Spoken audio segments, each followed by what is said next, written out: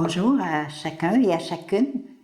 Nous sommes à la 6e journée de la neuvaine avec la bienheureuse Pauline Jaricot. Alors, je vous invite à être attentifs. Nous allons écouter un court extrait de sa biographie. « 1835, premier voyage à Rome.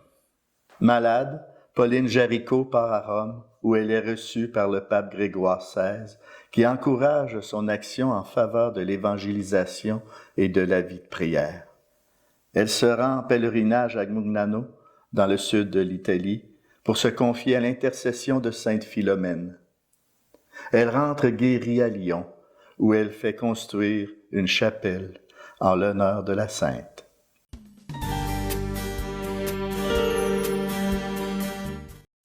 Au nom du Père et du Fils et du Saint-Esprit. Amen. Seigneur, tu es venu sur la terre afin que tous aient la vie et qu'il l'ait en abondance. À cette œuvre qui est la tienne, Pauline Jaricot s'est dévouée tout entière. Elle a établi le programme de la propagation de la foi pour les multitudes qui ne connaissent pas la vie. Le rosaire vivant pour ceux qui ne la possèdent pas dans son abondance. Pauline Jaricot, toi qui as consacré ta vie à répandre le royaume du Christ en servant Dieu et les hommes, intercède pour nous et que Dieu daigne nous accorder la grâce que nous demandons humblement. Amen. Demandons à l'Esprit d'ouvrir notre cœur à sa parole. Lecture de l'Évangile de Jésus-Christ selon saint Luc. Jésus disait aussi à celui qui l'avait invité, « Quand tu donnes un déjeuner ou un dîner, n'invite pas tes amis, ni tes frères, ni tes parents, ni de riches voisins. Sinon, eux aussi te rendraient l'invitation, et ce serait pour toi un don en retour. Au contraire, quand tu donnes une réception, invite des pauvres, des estropiés, des boiteux, des aveugles. Heureux seras-tu, parce qu'ils n'ont rien à te donner en retour.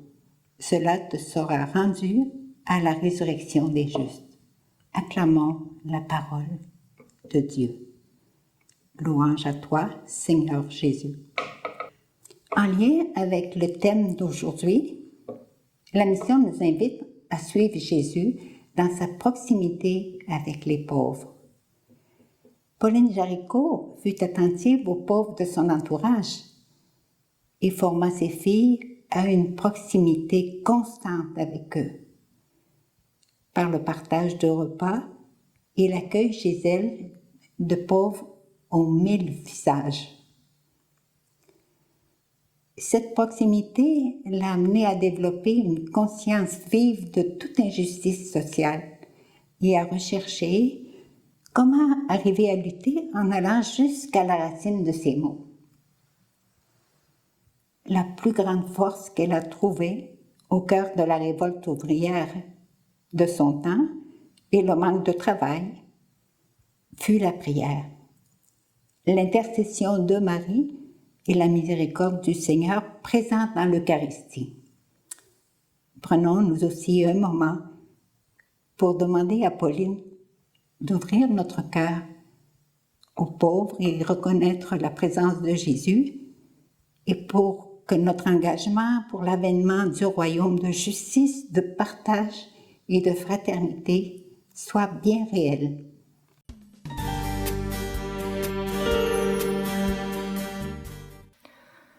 Bienheureuse Pauline Jaricot, ta vie nous montre qu'être unis constamment à Jésus donne de bons fruits, des fruits qui demeurent.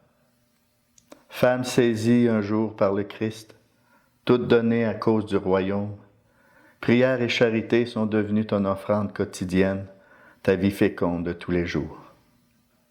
Ta passion pour soutenir la mission t'a faite fondatrice d'œuvres de prière et de charité universelle. Ton souci de justice t'a fait rencontrer les pauvres et lutter avec eux jusqu'à la racine de leurs maux. Tu es modèle pour les disciples missionnaires que nous voulons être en notre temps, pour les baptisés engagés dans les pas du ressuscité.